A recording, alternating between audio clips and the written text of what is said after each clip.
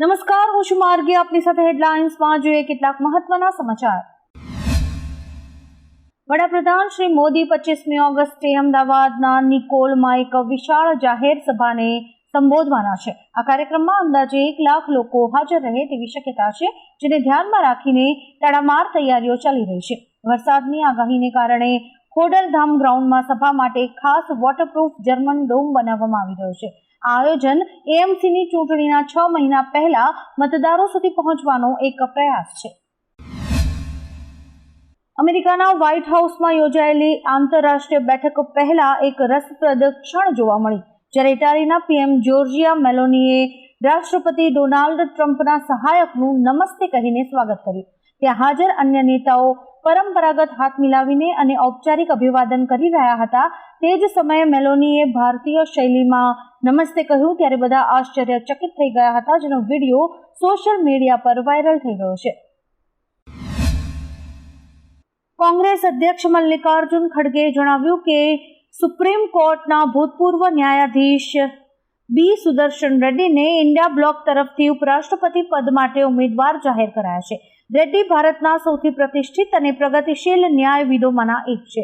તેઓ આંધ્રપ્રદેશ હાઈકોર્ટમાં ન્યાયાધીશ, ગુવાહાટી હાઈકોર્ટના મુખ્ય ન્યાયાધીશ અને સુપ્રીમ કોર્ટના જજ રહી ચૂક્યા છે. તેમજ તેઓ સામાજિક, આર્થિક અને રાજકીય ન્યાય માટે હંમેશા કાર્યરત રહ્યા છે.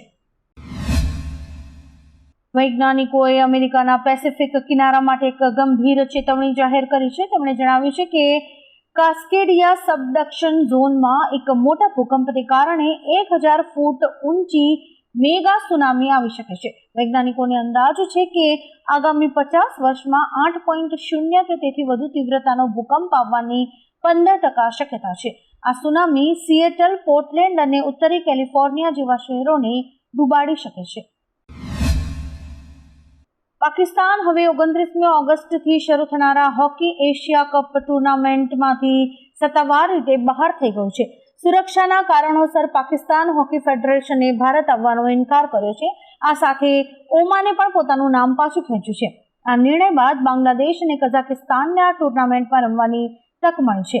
આ સાથે જ પાકિસ્તાને 2026ના હોકી વર્લ્ડ કપ માટે ક્વોલિફાય થવાનો એકમાત્ર મોકો પણ ગુમાવી દીધો છે.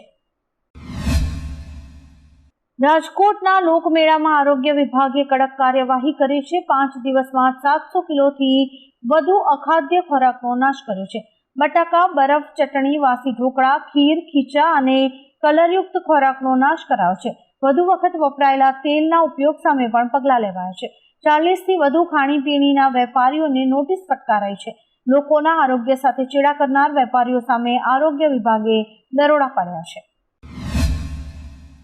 હવામાન વિભાગની આગાહી વચ્ચે આજે દ્વારકામાં અનેક જગ્યાએ વરસાદ ખાબક્યો છે. ભારે વરસાદને કારણે ગામડાઓ ટાપુમાં ફેરવાયા છે.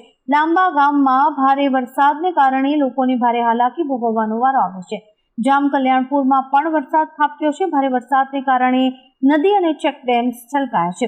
ચૂર, ટંકારિયા અને દુધિયા ગામે પણ વરસાદ વરસ્યો છે. જોકે વરસાદને પગલે ખેડૂતોમાં ખુશીનો માહોલ છે. ઇન્ફોસિટી પોલીસ સ્ટેશનના એએસઆઈ વિષ્ણુભાઈએ સીએમ બંદોબસ્તમાં ફરજ દરમિયાન નભોઈ કેનાલ પાસે એક યુવક યુવતીને આત્મહત્યા માટે કૂદતા જોઈ તાત્કાલિક કેનાલમાં ઝંપલાવ્યું હતું અને તેમને બચાવ્યા હતા. સ્થાનિકોની મદદથી બંનેને સુરક્ષિત બહાર કાઢીને જીવન આસ્થા કેન્દ્ર ખાતે કાઉન્સેલિંગ કર્યા બાદ પરિવારને સોંપ્યા હતા. ગૃહ રાજ્યમંત્રી હર્ષ સંઘવીએ આ સાહસિક કામગીરી બદલ વિષ્ણુભાઈને અભિનંદન પાઠવ્યા હતા. આ ઘટનાએ પોલીસની માનવતા અને ફરજ નિષ્ઠાનું ઉત્તમ ઉદાહરણ પૂરું પાડ્યું છે. ગીર સોમનાથમાં મેઘરાજાની જોરદાર એન્ટ્રી જોવા મળી છે. સૂત્રાપાડામાં વહેલી સવારે 2 કલાકમાં જ 5.5 ઇંચ વરસાદ વરસતા અનેક વિસ્તારો જળબંબાકાર બન્યા હતા. કૃષ્ણાવડા ગામ ટાપુમાં ફેરવાઈ ગયું હતું. 30થી વધુ ઘરોમાં પાણી ઘૂસતા પરિવારોને સ્થળાંતર કરવું પડ્યું હતું. દુકાનોમાં પાણી ઘૂસતા વેપારીઓને ભારે નુકસાન થયું હતું. ગીર ગઢડામાં પણ 2 કલાકમાં 5 ઇંચ વરસાદ વરસ્યો હતો. છેલ્લા 24 કલાકમાં સૂત્રાપાડામાં 11 ઇંચથી વધુ વરસાદ નોંધાયો છે. બિહારમાં મતદાર અધિકાર યાત્રાના બીજા દિવસે રાહુલ ગાંધીએ કહ્યું કે જેમ પીએમ મોદી બિહાર માટે ખાસ પેકેજની વાત કરે છે, તેમ ચૂંટણી પંચ પણ એસઆઈઆરના રૂપમાં એક ખાસ પેકેજ લઈને આવ્યું છે, જેનો હેતુ નવી રીતે મત ચોરી કરવાનો છે. તેમણે દાવો કર્યો કે મત ચોરી દ્વારા ભારત માતા પર હુમલો થઈ રહ્યો છે. રાહુલે કહ્યું, ચૂંટણી કમિશનર્સ સાંભળો, જો તમે યોગ્ય કામ નહીં કરો તો તમારી સામે કડક કાર્યવાહી કરાશે.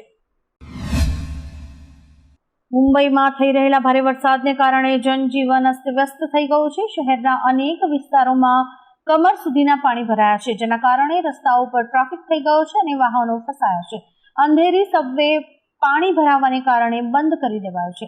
વરસાદને લીધે ફ્લાઇટ્સ પ્રભાવિત થઈ છે અને મુસાફરોને ભારે હાલાકી પડી રહી છે. મહારાષ્ટ્રમાં અત્યાર સુધીમાં વરસાદને કારણે 7 લોકોના મોત થયા છે. આજે દિલ્હીમાં એનડીએ સંસદીય દળની એક બેઠક યોજાશે, જેમાં એનડીએના તમામ લોકસભા અને રાજ્યસભાના સાંસદો હાજર રહેશે. વડાપ્રધાન શ્રી મોદી આ બેઠકને સંબોધન કરે તેવી શક્યતા છે. આ ઉપરાંત એનડીએના ઉપરાષ્ટ્રપતિ પદના ઉમેદવાર સીપી રાધાકૃષ્ણનને પણ સન્માનિત કરાય તેવી સંભાવના છે. ઉલ્લેખનીય છે કે રાધાકૃષ્ણન 20મી ઓગસ્ટના રોજ ઉમેદવારી પત્ર ભરશે. અમેરિકી રાષ્ટ્રપતિ ડોનાલ્ડ ટ્રમ્પે ગાઝામાં બંધકોની મુક્તિ માટે હમાસને સંપૂર્ણપણે ખતમ કરવાની સલાહ આપી છે. તેમણે પોતાના સોશિયલ મીડિયા પ્લેટફોર્મ પર જણાવ્યું છે કે જેટલી જલ્દી હમાસનો ખાત્મો થશે, સફળતાની શક્યતા તેટલી જ વધુ હશે. ટ્રમ્પે એવો પણ દાવો કર્યો છે કે તેમણે પહેલા પણ સેંકડો બંધકોને મુક્ત કરાવ્યા હતા. તેમણે કહ્યું કે હું જ હતો જેણે માત્ર 6 મહિનામાં 6 યુદ્ધોનો અંત લાવ્યો. એશિયા કપ 2025 માટે આજે ભારતીય ક્રિકેટ ટીમની જાહેરાત કરવામાં આવશે. આ વખતે ટીમમાં ઘણા મોટા ફેરફારો જોવા મળી શકે છે. સૂર્યકુમાર યાદવ કેપ્ટન બને તેવી પૂરી શક્યતા છે, કારણ કે સર્જરી પછી તેમના ફિટનેસ ટેસ્ટ પાસ થયાના સમાચાર છે. સેમસન અને અભિષેક શર્માનું સ્થાન નિશ્ચિત માનવામાં આવી રહ્યું છે. જયસ્વાલ અને સિરાજના નામ ઉપર પણ વિચારણા કરવામાં આવી રહી છે. ડોનાલ્ડ ટ્રમ્પે વ્હાઇટ હાઉસ ખાતે ઝેલેન્સ્કી અને યુરોપિયન નેતાઓ સાથે એક બેઠક યોજી હતી. રશિયા અને યુક્રેન વચ્ચે યુદ્ધ વિરામ પર જોકે કોઈ કરાર થયો ન હતો. ટ્રમ્પે કહ્યું કે હાલમાં આટલી જલ્દી યુદ્ધ વિરામની કોઈ શક્યતા નથી. જોકે બેઠકમાં યુક્રેનની સુરક્ષા ગેરંટી ઉપર ચર્ચા કરવામાં આવી હતી. આ બેઠકની વચ્ચે ટ્રમ્પે પુતિનને ફોન કર્યો હતો, જેમાં તેમણે બંને નેતાઓ વચ્ચે એક બેઠક ગોઠવવાની વાત કરી હતી, જેના માટે પુતિન સંમત થયા છે. ચીન હવે ભારતને ખાતર, રેર અર્થ મેટલ અને ટનલ બોરિંગ મશીનની સપ્લાય કરશે. ચીનના વિદેશ મંત્રી વાંગ yીએ તાજેતરના ભારતના પ્રવાસ દરમિયાન વિદેશ મંત્રી ડોક્ટર એસ જયશંકરને આ ખાતરી આપી હતી. વાંગ yીએ કહ્યું કે વિશ્વના 2 સૌથી મોટા વિકાસશીલ દેશો તરીકે ભારત અને ચીને પરસ્પર સહયોગ કરવો જરૂરી છે. ચીને જુલાઈમાં આ વસ્તુઓની નિકાસ પર પ્રતિબંધ મૂક્યો હતો અને હવે ચીનના વિદેશ મંત્રીએ ભારતને ખાતર અને રેર અર્થ મેટલ તેમજ ટનલ બોરિંગ મશીનની સપ્લાય કરવાનો વાયદો કર્યો છે. અમરેલી જિલ્લાના જાફરાબાદ ખાતે વીજળી પડવાના દ્રશ્યો સામે આવ્યા છે. ખોડિયારનગર કોલીવાડ વિસ્તારમાં વીજળી પડતા 2 મકાનોને ભારે નુકસાન થયું છે.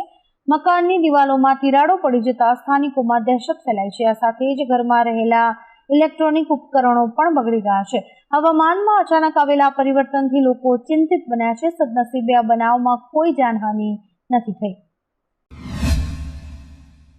અમેરિકાએ કાયદાનો ભંગ કરવા અને નિર્ધારિત સમય કરતાં વધુ રોકાણ કરવા બદલ 6000થી વધુ આંતરરાષ્ટ્રીય વિદ્યાર્થીઓના વિઝા રદ કર્યા છે. યુએસ વિદેશ મંત્રાલયના જણાવ્યા અનુસાર આમાંના મોટા ભાગના દારૂ પીને ગાડી ચલાવવી, ચોરી અને આતંકવાદને સમર્થન જેવી પ્રવૃત્તિઓ સાથે સંકળાયેલા હતા. આ કાર્યવાહી ટ્રમ્પ પ્રશાસનની કડક ઇમિગ્રેશન નીતિનો એક ભાગ છે. ઉમરગામમાં 2 દિવસથી ધોધમાર વરસાદ પડી રહ્યો છે. ભારે વરસાદને કારણે કલ્પતરુ, પાવર હાઉસ અને જીઆઈડીસી વિસ્તારમાં પાણી ભરાયા છે, જ્યારે કે જિલ્લાના અન્ય તાલુકાઓમાં નહીવત વરસાદ નોંધાયો છે. ઉમરગામ તાલુકામાં મેઘરાજા મન મૂકીને વરસી રહ્યા છે. સતત વરસાદને કારણે ઠેર ઠેર રસ્તાઓ પર પાણી ભરાઈ જવાથી વાહન વ્યવહાર અને જનજીવન પ્રભાવિત થયું છે.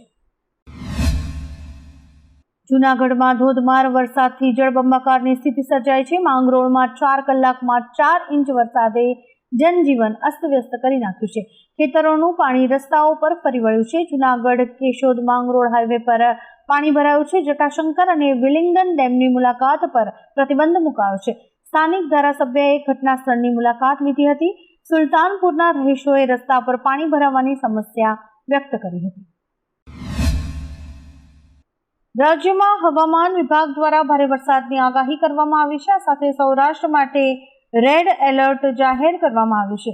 ગીર વિસ્તારમાં મોડી રાતથી વરસી રહેલા ભારે વરસાદને કારણે ગીર સોમનાથનો મચ્છુન્દ્રી ઓગાન ડેમ ઓવરફ્લો થયો છે, જેના કારણે નીચાણવાળા 16 ગામોને એલર્ટ આપવામાં આવ્યું છે. મચ્છુન્દ્રી ઓગાન ડેમમાં પાણીની આવક થવાથી ખેડૂતોને લાભ થશે.